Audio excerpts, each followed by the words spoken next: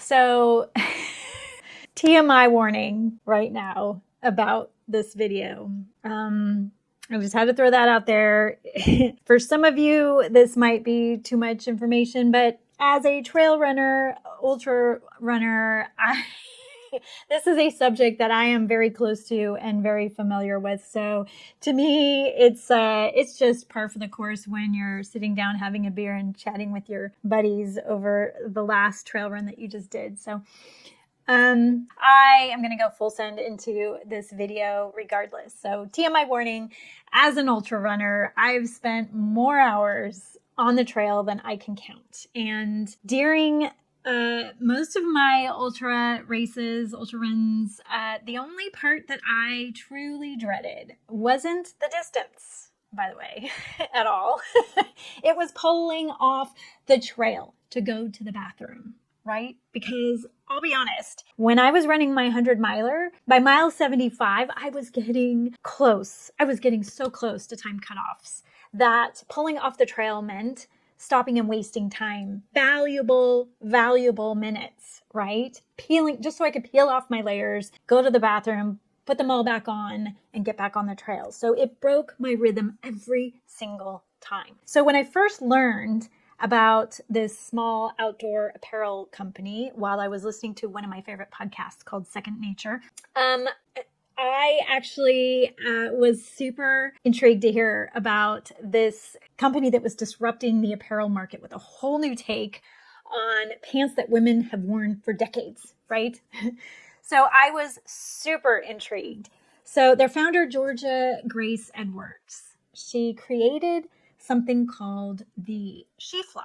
Originally, it was called the SheFly. It was a zipper, and it's now a patented design. But it lets people, especially women, relieve themselves outdoors without fully removing their clothing. So it's quick access, right?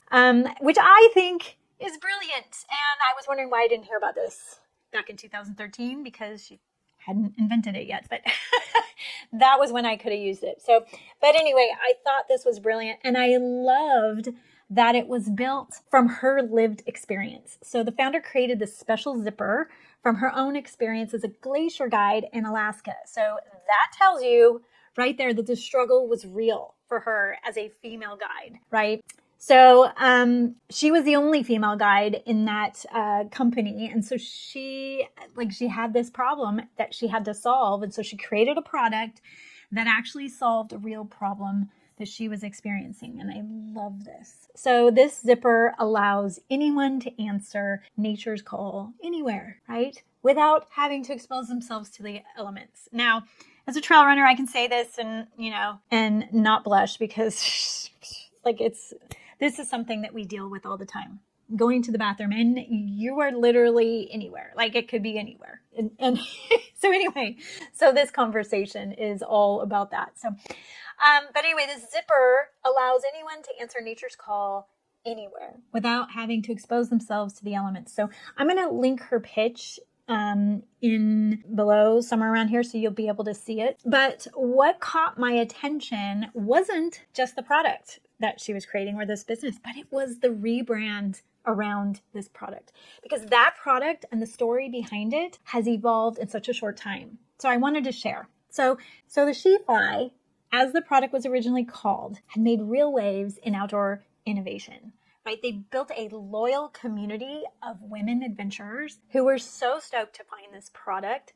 They were hikers, they were climbers, they were skiers, they were backpackers. But here's what happened. So the name SheFly worked beautifully when their goal was women's apparel. But then they began to realize that the name that once empowered their identity was now boxing them in. Their vision for their brand was bigger than what they had anticipated. So the brand really wanted to serve everyone and anyone who needed their innovation, not just women. And they wanted to see their technology in other outdoor products, maybe even in medical or adaptive clothing. And a gendered brand name actually held them back. So they made the bold move to rebrand as Gnara, which I love the name because it's sort of a nod to that slang word the Gnar, but it's also a feminine form of the Latin word naris, which means skillful and practiced. Which, yes, it takes skill and practice to pee in the outdoors as a woman. So anyway, but also to me, I felt like it was sort of a wink to my 80s generation of gnarly, So, but beyond the fun of the name, it carried a new message. It carried this message of inclusivity, freedom, and a forward momentum, right? And this wasn't a cosmetic change. It was a strategic evolution. And I say evolution because they didn't abandon their roots, this little company. They reframed them, right? The rebranding was part of a larger growth strategy to expand the company's reach and impact. Right? Gnara wanted to define their place in the outdoor industry to be more inclusive and solve problems for a wider range of people. And this new name, Gnara, it became the umbrella brand, right? The platform that could grow with them, right? They could reach new audiences through this new branding, and they could evolve the brand and its products, which could be multiple in the future, without restriction. So it's a textbook example of what a healthy rebrand looks like. It's one that's driven by alignment and not by ego, right? They had to ask themselves the hard question, are we aligned with our future potential? Not, are we sick of our logo?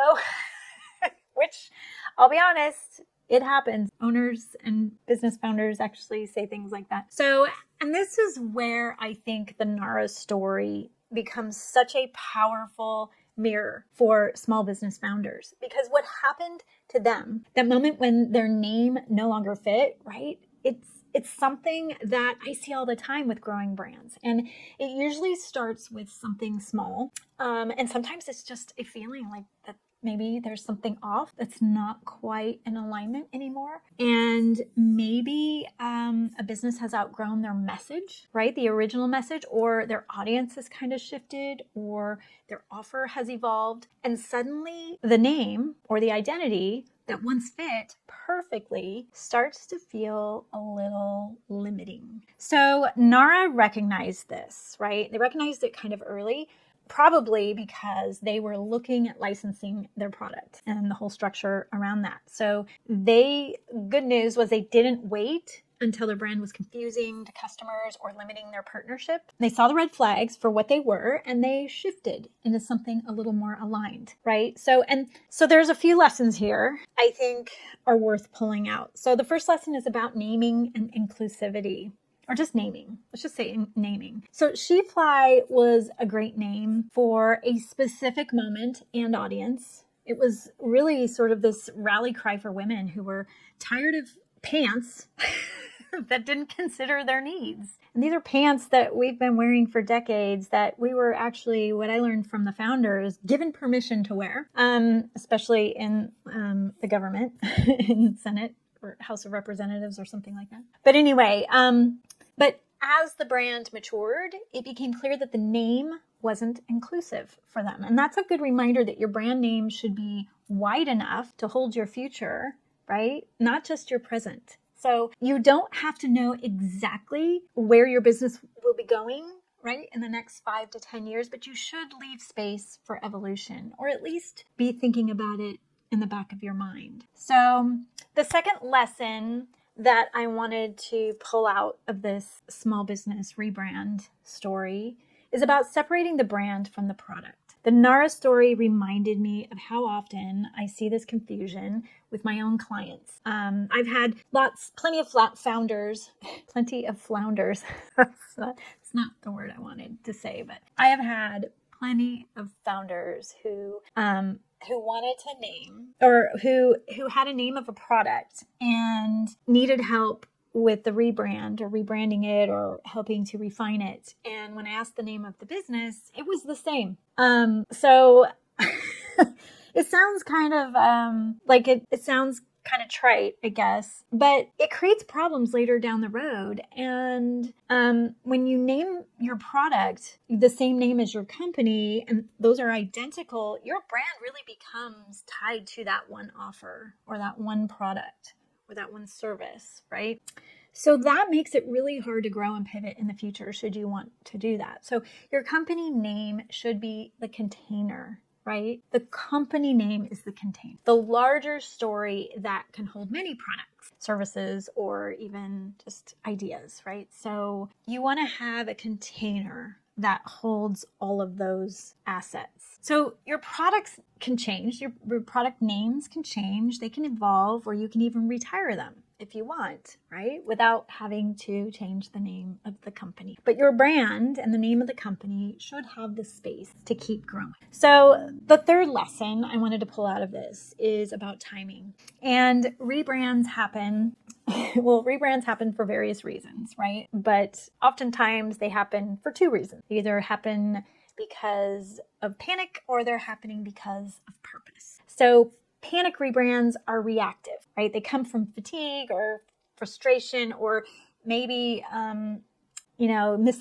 complete misalignment. Sometimes even founders get bored and they're like, I got to change things up. I got to do something new. We got to make it look different. We got to update everything. And these are really panic situations, which are kind of unnecessary. And then there are the purposeful rebrands. And this is like Gnara's rebrand. These are proactive, right? They happen when founders see where they're headed and they make changes before confusion starts to set in, right? And they make them early on to kind of stay in alignment with sort of the direction of the brand. So that's the kind of foresight that protects brand equity rather than completely erasing it and starting over from scratch. So, and then there's an emotional layer to this as well. The courage it takes to actually change something that already works, right? If you're growing and things are working, it can be kind of scary to do a rebrand. And that's something a lot of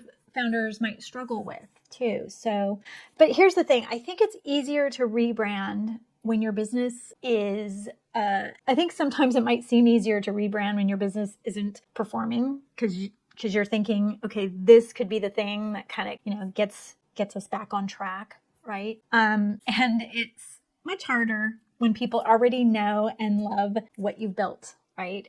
It's hard to kind of break that down and kind of rebuild. But that's exactly when strategy matters most. And when you're growing, you really want to get clear and iterate slowly by evolving. And that's very strategic. So you don't want to do that when you're desperate, right? It's hard to do that when you're desperate. It's hard to do those small evolutions when you're desperate to just shift things in a whole new direction. What I love about the Gnara rebrand is that it didn't feel like a departure. It didn't seem like a departure from the original brand. It felt like a natural next step. It was a new name, yes, that's for sure, but the same heart, it seemed, and the same purpose. And they basically wanted to expand. They wanted to make sure that they could expand and be more and keep the same values that they had originally established. And that's the kind of brand story most founders miss. They think rebranding means starting over completely. But in reality, some of the best rebrands are just evolutions of their own truth, right? And maybe that's the real takeaway here. I'm thinking when you look at it, brands are really kind of like people.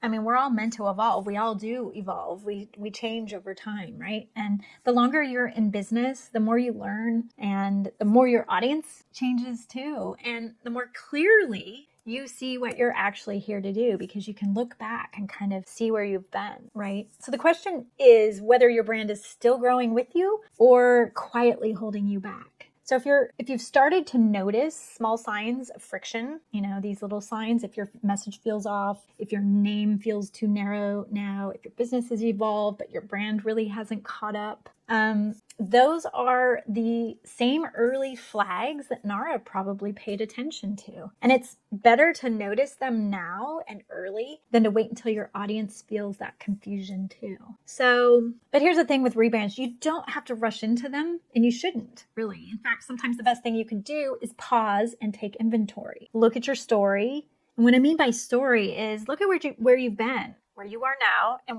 where you want to be in the future. Look at your audience, look at what's changed and what hasn't changed, and look at where you want to go. That is, I think, the most important thing. If your vision has evolved, if the future that you're building toward looks different now than it did when you started, and I hope you're taking notes on this, and I hope you're keeping a strategy document so that you can kind of map this and have a direction. It's worth checking whether your brand still reflects the original direction that you had in mind. And if it doesn't, that's not failure. That's totally not failure. It's just growth. It's recognizing, oh, here's the business moving in a new direction. So, but you want to make sure that these new choices are still aligned with your core values and the things that make your brand genuine and connect you with the people that you want to serve. That's what we uncover in my Know Who You Are Brand Explorer workshop.